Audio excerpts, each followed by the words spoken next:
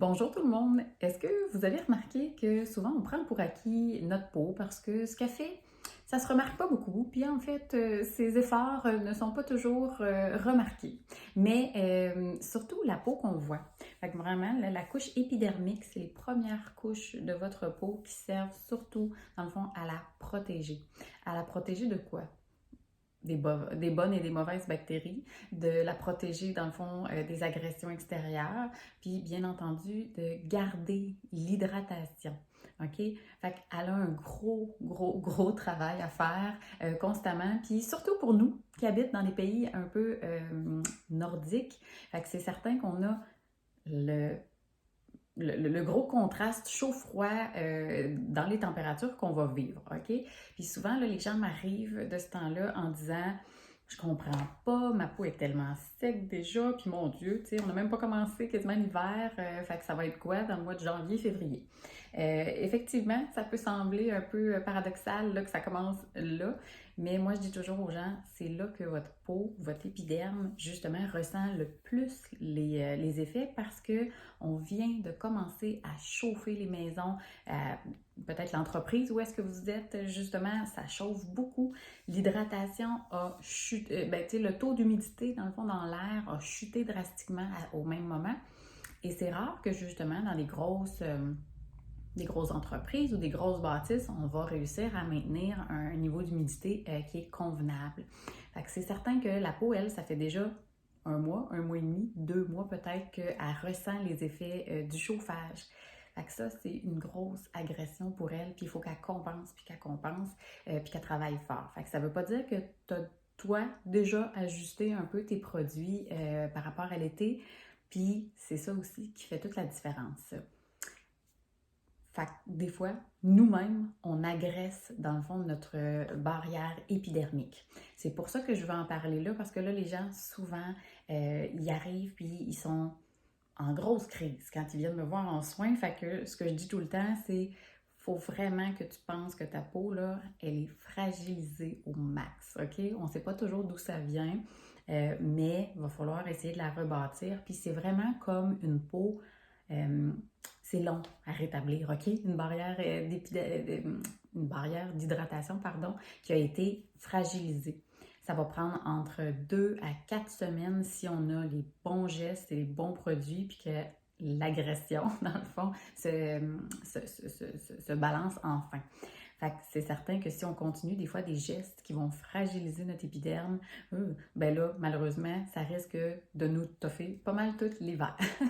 Ce que je veux dire par là, c'est tu peux fragiliser ta barrière d'hydratation tout simplement en l'exfoliant trop. Fait que ça, des fois, l'été, ça pouvait fonctionner un petit peu, là, un petit peu plus d'exfoliation. Mais là, dans la transition, il faut comme un peu ralentir l'exfoliation et surtout maintenir une rigueur, oui, mais une fois semaine, ça devrait être complètement suffisant. OK? Faut faire attention aussi à les savons qu'on utilise. Certains savons, justement, encore une fois, l'été, ça va peut-être bien, ta peau peut compenser, mais tout ce qui est trop dégraissant va faire beaucoup de dommages. Parce que faut se dire que oui, nos cellules cornées, notre couche épidermique, elle va avoir besoin d'une petite couche de sébum. Fait que, tu sais, le sébum qu'on produit, ben, il sert de lubrifiant, de protection par-dessus les couches cornées de l'épiderme.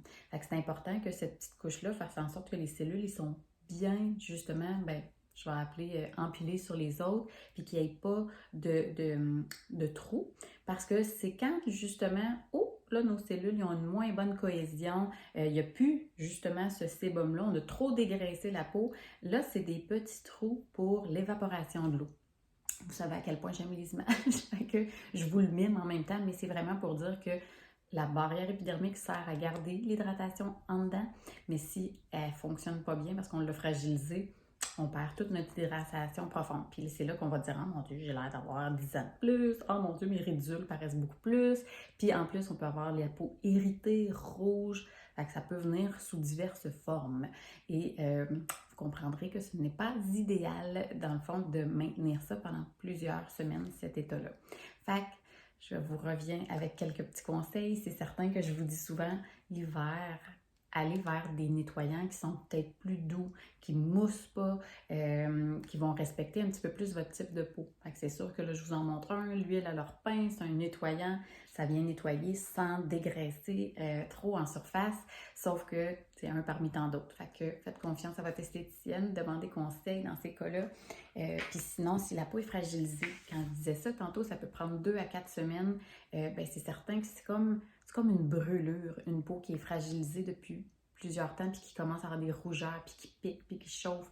Quand on sent beaucoup la déshydratation comme ça, pensez pas qu'avec 2 jours d'une bonne crème, ça va se régler. Malheureusement, on va être obligé, dans le fond, de traiter ça presque comme une brûlure.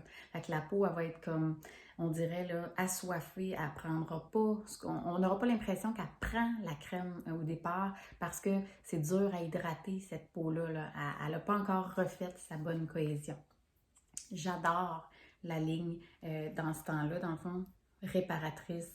C'est une ligne dans Éminence, mais c'est ça, on va pouvoir aller chercher, dans le fond, une routine simple, mais bien maintenue. Puis, dans le fond, on veut des ingrédients qui sont pas trop actifs. Ça a l'air niaiseux, là, mais on va aller chercher des ingrédients qui vont plus sceller la barrière d'hydratation.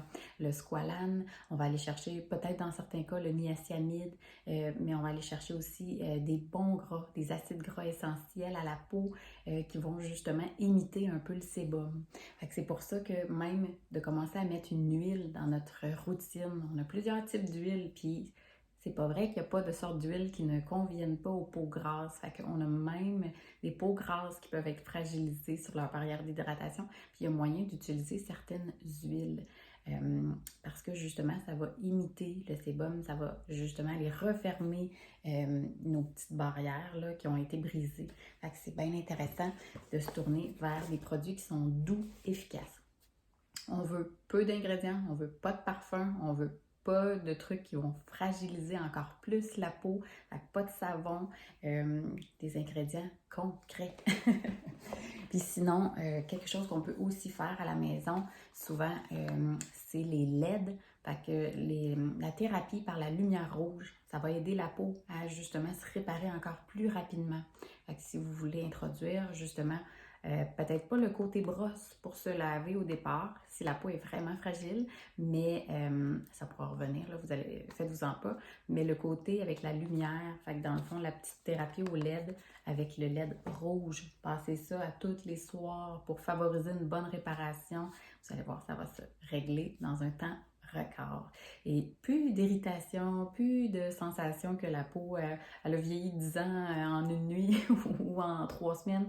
C'est pas nécessairement ça. Peut-être qu'elle est en train de crier à l'aide, j'ai très, très soif. Fait que c'est signe que sa barrière d'hydratation, sa barrière épidermique est compromise. C'est important de travailler dans le bon sens pour aller la rétablir. Fait que voilà, j'espère que les conseils d'aujourd'hui ont frappé à la bonne place parce qu'en automne et en hiver, il faut vraiment prendre soin de son hydratation.